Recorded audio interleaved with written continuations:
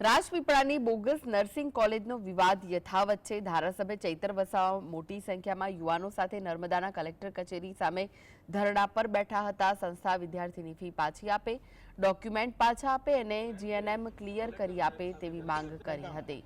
રાજપીપળા ખાતે ચાલતી માં કામલ નર્સિંગ કોલેજ સામે વિદ્યાર્થીઓને અનેક આક્ષેપો કરતા 20 વર્ષથી ચાલતી નર્સિંગનો મુદ્દો છેલ્લા 15 દિવસથી ટોક ઓફ ધી ટાઉન બન્યો છે।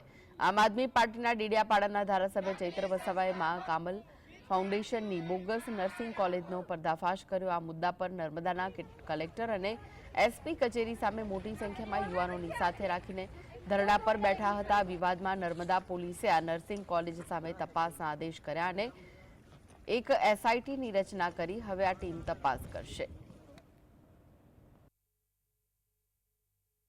ના, એ ગુજરાત નર્સિંગ કાઉન્સિલની ફરજ હોય છે અને એ અમને જણાવે તો અમે ત્યાં જઈને ચેક કરતા હોઈએ છીએ।